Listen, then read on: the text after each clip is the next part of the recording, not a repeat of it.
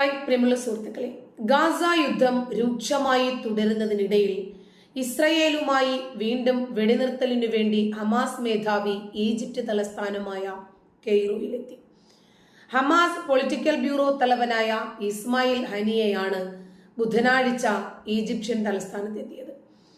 ഈജിപ്തിന്റെ ചാരമേധാവിയുമായും പ്രധാന മധ്യസ്ഥരുമായി പ്രവർത്തിക്കുന്ന മറ്റ് ഈജിപ്ഷ്യൻ ഉദ്യോഗസ്ഥരുമായും കൂടിക്കാഴ്ച നടത്തി.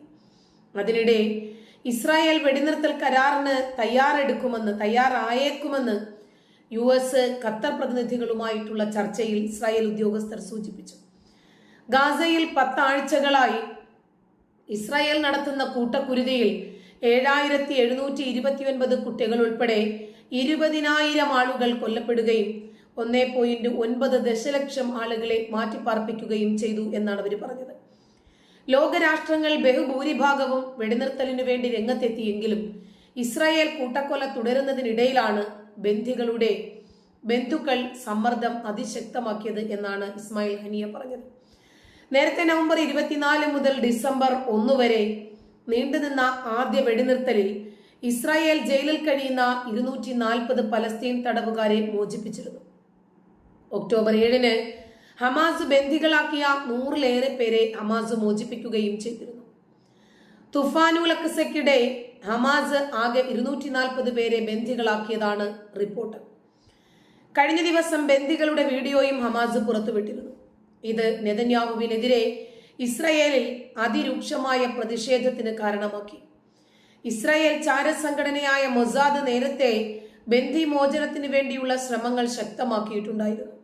ഗാസയിലും റാഫയിലും വെസ്റ്റ് ബാങ്കിലും ഉൾപ്പെടെ ഇസ്രായേൽ അധിനിവേശ സൈന്യം ആക്രമണം തുടരുന്നതിനിടയിൽ ഈജിപ്തിന്റെയും ഖത്തറിന്റെയും മധ്യസ്ഥതയിൽ ഇരുപക്ഷവും വീണ്ടും ചർച്ചയ്ക്കുള്ള സാധ്യതകൾ തുറന്നിടുകയായിരുന്നു.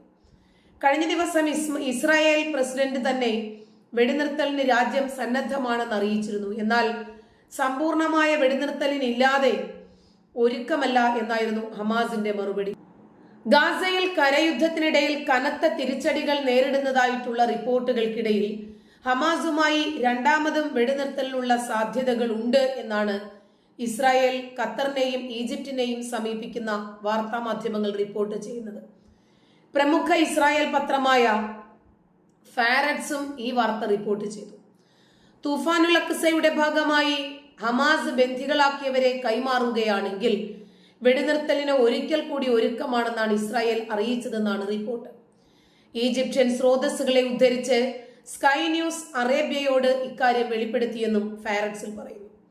ബന്ദികളെ മോചിപ്പിക്കുന്നതും ഇതിനായുള്ള വെടിനിർത്തലും സംബന്ധിച്ച് അമേരിക്കയുടെ സാരഥ്യത്തിൽ ഇസ്രായേൽ, ഈജിപ്റ്റ്, ഖത്തർ ഉദ്യോഗസ്ഥരുടെ യോഗം ഉടൻ ചേരുമെന്നും ഫാരഡ്സ് റിപ്പോർട്ട് ചെയ്തു.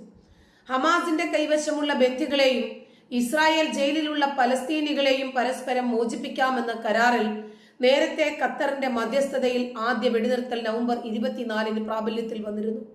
4 ദിവസത്തേക്ക് വെടിനിർത്തുകയും ഇരുവിഭാഗത്തെയും ഏതാനും പേരെ മോചിപ്പിക്കുകയും ചെയ്തിരുന്നു. തുടർന്ന് 2 ദിവസം കൂടി വെടിനിർത്തൽ നീട്ടി. പിന്നീട് ഡിസംബർ 1-ാം തീയതിയാണ് വീണ്ടും യുദ്ധം പുനരാരംഭിച്ചത്. അതിനിടയിൽ ഗാസയിൽ അടിയന്തര വെടിനിർത്തൽ ആവശ്യപ്പെട്ട് ഡിസംബർ 8-ാം തീയതി UN രക്ഷാസമിതിയിൽ അവതരിപ്പിച്ച പ്രമേയം US വീറ്റോ ചെയ്തു. 13 അംഗങ്ങൾ വെടിനിർത്തലിനെ അനുകൂലിച്ചപ്പോൾ US മാത്രമാണ് അതിനെ എതിർത്തത്. ബ്രിട്ടൻ വോട്ടെടുപ്പിൽ നിന്ന് വിട്ടുനിന്നു. രക്ഷാസമിതിയിലെ സ്ഥിര അംഗമായ അമേരിക്ക വീറ്റോ ചെയ്തതോടെ പ്രമേയം പരാജയപ്പെടുകയായിരുന്നു. ഇതിനെതിരെ ലോകവ്യാപകമായി പ്രതിഷേധമുയരുകയും ചെയ്തിരുന്നു. ഇതിനിടയിൽ ഇസ്രായേൽ ആക്രമണത്തിൽ ഗാസയിൽ കൊല്ലപ്പെട്ടവരുടെ എണ്ണം 18,205 എന്നും 20,000-ലേറെ ഉയർന്നു എന്നും റിപ്പോർട്ടുകൾ പറയുന്നു. ഇപ്പോ ഇസ്രായേൽ അങ്ങോട്ട് ആക്രമിച്ചതല്ല ഹമാസിനെ. ഹമാസ് അങ്ങോട്ട് കയറി ഇസ്രായേലിനെ ആക്രമിച്ചപ്പോൾ ഇസ്രായേലും ഹമാസിന്റെ വെല്ലുവിളി ഏറ്റെടുക്കുകയും ഞങ്ങളൊരു യുദ്ധത്തിനോ പ്രത്യാക്രമണത്തിനോ തയ്യാറാണ് എന്ന് അറിയിക്കുകയും ചെയ്തു. ഏതു മാർഗത്തിലൂടെയുള്ള യുദ്ധമാണെങ്കിലും ഞങ്ങൾ തയ്യാറാണ്. തുരങ്ക മാർഗത്തിലൂടെ യുദ്ധം ചെയ്യണോ? റെഡിയാണ്. കരമാർഗത്തിൽ ചെയ്യണോ? റെഡിയാണ്. വ്യോമമാർഗത്തിൽ ചെയ്യണോ? റെഡിയാണ്. ഇനിയും കടൽ മാർഗത്തിൽ റെഡിയാണ്. അങ്ങനെ ഏതു മാർഗത്തിലൂടെ യുദ്ധം ചെയ്യാനും തങ്ങൾ തയ്യാറാണ് എന്നാണ് ഇസ്രായേൽ അറിയിച്ചത്. ഇതിനിടയിൽ ഒരു ഹമാസ് ഭീകരനായ കമാൻഡോയെ ഇസ്രായേൽ പിടിച്ചു. അദ്ദേഹത്തെ ചോദ്യം ചെയ്തപ്പോൾ അദ്ദേഹത്തിൽ നിന്നും കിട്ടുന്ന ഞെട്ടിക്കുന്ന തെളിവുകൾ ഇപ്പോൾ സോഷ്യൽ മീഡിയയിലൂടെ ഇസ്രായേൽ തന്നെ പുറത്തുവിട്ടിട്ടുണ്ട്. ഒരു കാരണവശാലും ഹമാസിനെ വിശ്വസിക്കാൻ കഴിയില്ല എന്ന് മാത്രമല്ല, അവർ ചെയ്യുന്നതൊന്നും പറയുന്നതും മറ്റൊന്നുമാണ്. أحمد محمد حسن الكحيل. شو لقبك؟ أبو حسن. شو وظيفتك الحالية؟ مدير إدارة مستشفى كمال عدوان. امتى نظرت لحماس؟ 2010. امتى آخر مرة ماركت تضريب عسكري؟ 2010. شو رتبتك في حماس؟ رتبتي عميد. وصف لي كيف الحماس استخدم في المستشفى تبعك لتخباية ناشدين عسكريين. هم اللي خبوهم بشكل رسمي لهم تنسيق، اللي انا بعرف حسب الموظف، هم القيادات السياسيه واللي هم المسؤولين الكبار، مسؤولين عسكري ومدني. كان لهم غرف يتخبوا فيها، قعدوا فيها تقريبا 10 ايام، بعدين غيروا الاماكن لمكان ثاني، وبعدين طلعوا برا المستشفى. ليش بيتخبوا في المستشفى؟ عشان المستشفى امان لهم،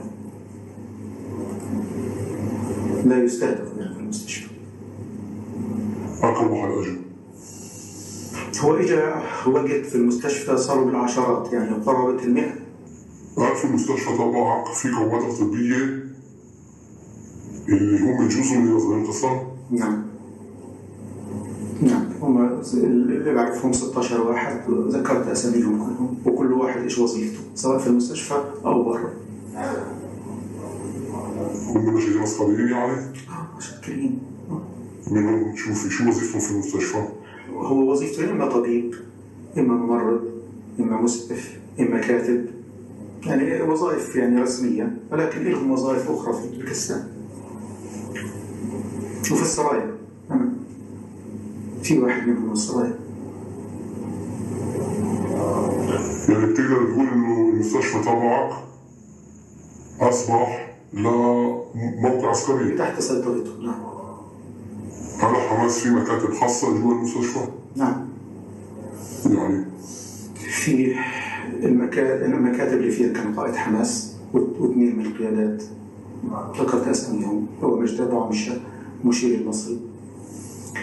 في مكان استخدموه للجندي، في مكان للمحافظ، محافظ الشرطة، في مكان للمباحث، في مكان للأمن الداخلي، في مكان للأمن الخاص، وكلهم كان عندهم خطوط خاصة، خطوط هواتف في هذه الأماكن. حماس بيستخدم أمبولانسات خاصة. أمبولانسات خاصة، نعم. لهم أمبولانس خاص معروف، يعني حتى لونه ودهانه مختلف عن بدون نمر. لا ايش بيستعملوه النقل الجندي، واستعملوه النقل الجثث، واستعملوه الأغراض أخرى مش عارفها، بس أنا شفته بيطلع وبينزل وما بنزل جرح، يعني ما بساعدنا حتى في نقل الجرح.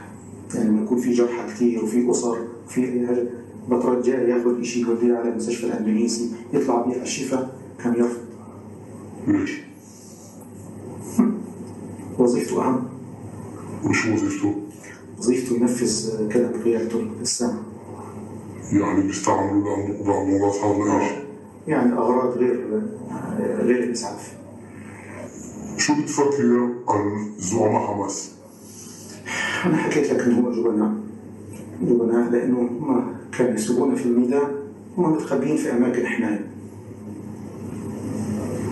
والشعب هم اللي قتلها. وشو الحال يعني؟